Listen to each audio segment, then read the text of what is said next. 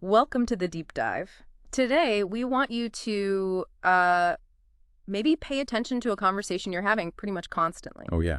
Which one is that? The one inside your own head.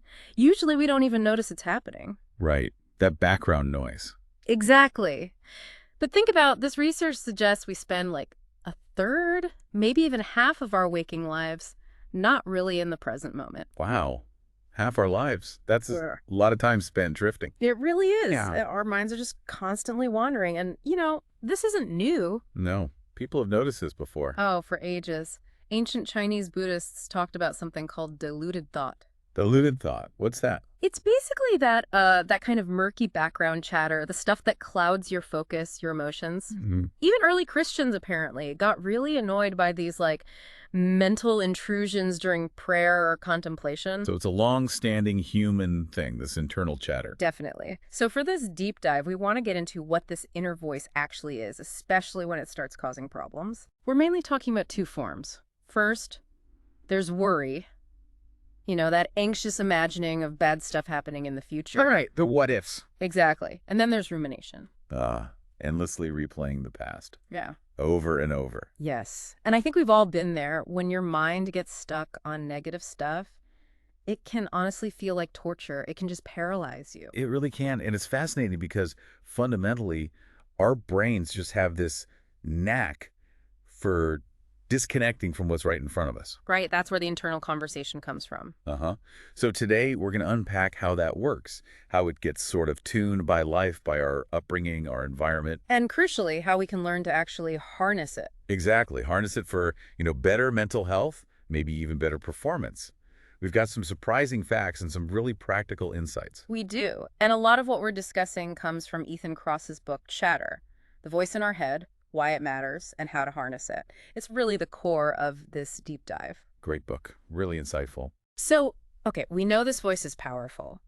How exactly does it shape our reality? For better or sometimes for worse. It's pretty profound, actually, that constant stream of words in our head. It's essential for creating our sense of self. Our identity. Yeah. Language helps us sort of storify our lives. Take all the messy bits and weave them into a narrative. Like smoothing out the rough edges. Exactly. It sculpts the past, which then kind of sets the path for the future. And get this, what you're thinking often matters more for your mood than what you're actually doing. Really? More than your actions. Yeah, studies found that participants' thoughts were a better predictor of their happiness than their activities. Your inner world often dwarfs the outer one. Wow. So your mood is really defined by your thoughts. In a big way. It just highlights how important it is to pay attention to that self-talk. For your mental health, it's huge. It absolutely is. But that story can take a really dark turn when the inner voice goes rogue. Oh, definitely. Kross tells the story of Rick Ankiel, remember him, pitcher for the St. Louis Cardinals. Vaguely, yeah. Yeah. Huge prospect, right? One of the best in decades. But then came October 3rd, 2000. National League playoffs. Cardinals are up 6-0 against the Braves. Okay, high stakes. Immense stakes. And suddenly something just broke. What happened? His inner monster and critic, as Kross puts it, just took over. He threw 5 wild pitches in one inning. 5, wow. Pulled from the game, I assume? Immediately. Then, 9 days later, against the Mets. Same thing. More wild pitches. Pulled before the first inning was even over. Oh, man, that's brutal. Got worse. The next season, he apparently started drinking alcohol just to try and calm his nerves before games. Did it help? Nope. Sent down to the minors, he actually retired from pitching at 25. Just 25. Because of this inner chatter. Yeah. It's a powerful example of how that repetitive, anxious thought chatter can totally hijack your attention, your focus. It just divides your mental resources, blurs everything. Debilitating effects. Absolutely debilitating. It makes you think, though, how does something internal have such a massive external impact? Especially under pressure. It's $1 million question. And it brings up an interesting contrast, maybe someone like Simone Biles. Ah, the gymnast. Yeah. Right. The book doesn't go deep into her methods, but you see her under immense pressure, doing these incredible things like that triple-double flip in 2019. A completely different outcome. Exactly. It just shows it is possible to manage that inner dialogue even when the stakes are incredibly high. It demonstrates a different path. And this isn't just about individual performance, right? This uncontrolled chatter, it spills over. Spills over how? Into our social lives, our health. If you're constantly voicing your negative thoughts, your ruminations, it can push people away. Because relationships need balance, reciprocity. Exactly. If it becomes too one-sided, those connections can fray. And that can lead to, loneliness, isolation. Which is a huge issue in itself. And social media probably plays a role here too, right? Oh, for sure. Think about it. Billions of people on Facebook, Twitter, often sharing those private ruminations. Yeah, I've seen that. But does it help? Sometimes maybe, but often those really emotional negative posts can just irritate people, alienate them even. It's tricky. We want connection, but the way we seek it can backfire. Plus, there's the whole comparison thing. The compare and despair, absolutely. Scrolling through curated, Photoshop versions of life. Yeah, it can easily lead to envy, feeling worse about your own situation. And there's this powerful human need to self-present, right? Yeah. To share about ourselves. There was even a Harvard study. Oh, yeah? It showed people preferred sharing info about themselves even over getting money. It gives this little dopamine hit, a neuronal high. Wow. But that constant focus inward, especially if it's negative, that creates stress, psychological stress. And our brains process that emotional pain very similarly to physical pain. Seriously, like a broken leg. The pathways are remarkably similar. So chronic negative thinking, chronic chatter, it can really damage your health over time. How badly? Think about chronic isolation, lack of social support. It's a risk factor for death as big as smoking 15 cigarettes a day. Whoa. Bigger than obesity or lack of exercise. Bigger risk, yeah. Yeah. And these negative thought patterns can contribute to mental illness. They can even affect our genes. Affect our DNA. How? By influencing which genes get turned on or off. It can impact our long-term health. That's kind of scary. It is, but here's the flip side, the hopeful part. The mind is flexible. Malleable. Exactly. We can learn to bend it, to reshape our thinking. Okay, so how? If our minds are flexible, how do we do that bending? How do we harness the voice, stop it from derailing us? This is where the toolbox comes in, practical strategies. Yeah. And the really core idea is creating psychological distance. Distance, like getting away from the thought. Sort of zooming out, gaining perspective when that chatter kicks in. Aaron Beck, one of the pioneers of cognitive therapy. Big T, right. Right. He taught patients to scrutinize their thoughts objectively, like see themselves from afar. It helps reduce intrusive thinking. Okay. See yourself from the outside. And Daniel Kahneman talks about the outside view. Imagine your problem is happening to someone else. What advice would you give them? That's clever. Takes the emotion out of it a bit. Exactly. Oh. Leads to more wisdom, better foresight. It can even help counter loss aversion, that thing where losses feel way worse than gains feel good. Right. What else? Any other distancing tricks? Temporal distancing. Mentally time travel. Like Doctor Who. Kind of. Yeah. Ask yourself, how will I feel about this in, say, 10 years? Or even next year? Puts it in perspective. Reminds you things are temporary. Precisely. It connects to wisdom, really understanding that things are always changing, always in flux. That's powerful. Are there, specific tools for creating this distance? Absolutely. Journaling is a big one. Just writing things down. Yeah, but specifically writing about upsetting experiences. James Pennebaker's research showed people who did this actually felt better, went to the doctor less often, had healthier immune function. Wow. Just from writing. Seems so. Think about Sheryl Sandberg after her husband died. She wrote extensively. I remember reading about that. She talked about that choice. Give in to the void or try to find meaning. Journaling helped her process it, externalize it. So it's not just venting, it's making sense of it. Right. Another really cool one is distanced self-talk. Distanced self-talk, what's that? It's surprisingly simple. You talk to yourself like you're talking about someone else. Use your own name, or he or she, instead of I. So instead of I'm so stressed, it's your name is so stressed. Exactly. Or he needs to calm down. This sounds a bit weird, but it creates instant emotional distance. Very effective, very quick. I might have to try that. And what about the actual words we use? Does that matter? Hugely.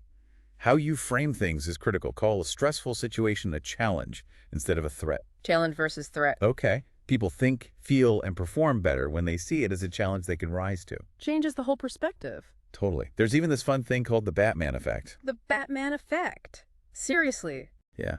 Basically, if you have a boring or tough task, pretend you're a superhero, like Batman, tackling it. It shifts your mindset, helps control chatter. Okay, that's unexpected. but I can see how it might work. And another thing is just normalizing your experiences. I mean, Realizing you're not alone. yeah. Other people face similar struggles. Just knowing that can be incredibly comforting and help you navigate hardship. Yeah, that shared humanity thing. Makes sense. This brings up seeking support, though. We often just want to vent, right? We do. But research, like from Naomi Eisenberger, sometimes called Remy, shows that just talking about negative stuff doesn't always help you recover meaningfully. Really? But venting feels good? That release? The validation? Oh, it does feel good short term. You get that consolation, that sense of belonging. It triggers opioids, oxytocin, the cuddle hormone. So what's the problem? The problem is, when we're drowning in chatter, we tend to prioritize getting those emotional needs met, empathy, validation over our cognitive needs. Cognitive needs, like figuring things out, finding solutions. Exactly. We look for sympathy, not necessarily perspective. And this can lead to something called co-rumination. Co-rumination. Sounds bad. It can be. It's when support kind of turns into egging each other on.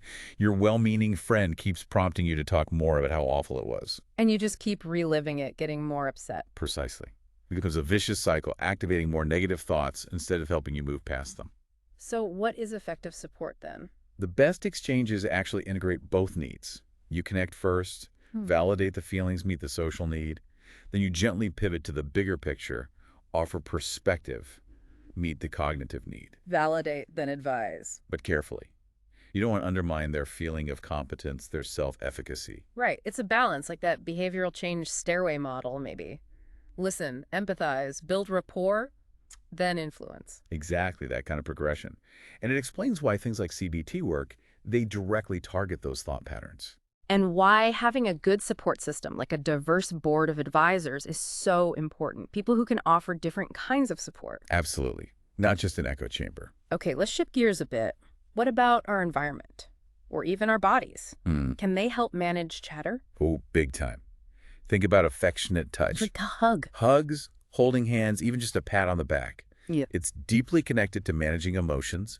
It reduces stress, boosts relationship satisfaction, cuts loneliness. How does it work? Releases those feel-good neurochemicals, oxytocin, endorphins. Just a 1-second touch on the shoulder can lower anxiety. Our skin is like a social organ. A social organ. I like that. What else from the environment? Nature. Green spaces. Getting outside. Yep. Ming Kuo at the University of Illinois has studied residents in Chicago's Robert Taylor homes, those with views of trees and grass. Significantly better focus, better stress coping. Like mental vitamins. That's exactly what she called it. Studies in England, Toronto, Michigan all show the same thing. Nature seems to recharge our attention through soft fascinations. Things like rustling leaves, flowing water. They gently capture our attention without demanding effort, letting our directed focus rest and recover. Does it have to be real nature? Even virtual nature photos, videos seems to help restore attention.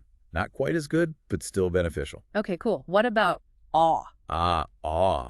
That's a fascinating one. It's that feeling of wonder when you encounter something vast, powerful, maybe hard to explain. Like seeing the Grand Canyon or the stars. Exactly. It leads to this feeling of the shrinking of the self. Yeah. Makes your own problems seem smaller. Fosters humility. Yes, and a more balanced view of yourself. Yeah. It's linked to reduced inflammation, too. And most experiences of awe are actually uplifting. Interesting. Less focus on the self through wonder. Precisely. And even something simple like order helps. Order, like tidying up. Yeah. External order seems to buffer against internal chatter. Just reading about an orderly world can reduce anxiety. Cleaning your desk might actually calm your mind. Marie Kondo was onto something. Okay, what about placebos? We hear about them all the time. Their power is undeniable. It's not just in your head, in a dismissive way. The expectation pathway is preconscious, automatic. It changes your beliefs, which can genuinely boost the effectiveness of treatments. So belief itself has a physical effect. Absolutely. Ted Kapchuk's Harvard study really shifted how science views placebos. And finally, rituals. How are they different from just habits? Rituals are more structured, rigid sequences of behavior, but crucially, they're infused with meaning. Meaning? Yeah, they often connect us to something larger, provide a sense of order, control, especially when we feel anxious. And they often tap into that powerful placebo mechanism. Can you give an example? Think of Wade Boggs, the baseball player. He had precise pregame rituals, exactly 150 ground balls, wind sprints at exactly 7:17 p.m. always ate chicken. Wow, that's specific. That rigidity and belief gave him a sense of control, dampened anxiety. Or think of religious rituals like using a rosary. It provides structure, focus, meaning. So structure and belief combine to calm the chatter. That seems to be the idea. It gives you an anchor. Okay, so bringing this all together, what's the main takeaway for listeners? I think the central message is this. The goal isn't to never feel bad or to eliminate negative thoughts entirely. That's probably impossible. Right, that sounds exhausting. The real challenge is to stop those negative states, that chatter, from completely consuming us, to manage it. And we've talked about a lot of ways to do that. It really is like a toolbox. Exactly. A toolbox of different strategies, distancing, reframing, using touch, nature, awe, order, rituals. And we're still figuring out exactly how they all work together, right? Right. What works best for whom? For sure. It's very individual. The key is for you, the listener, to experiment, to figure out which tools resonate most with you, which ones help you quiet your chatter. It really highlights that changing the conversations you have with yourself, Yeah, it sounds simple, but it has profound potential. it really can change your life. So maybe the final thought for everyone listening is, which of these tools we talked about today feels like it might fit? Which one could you try, maybe even starting today, to harness that voice in your head for the better?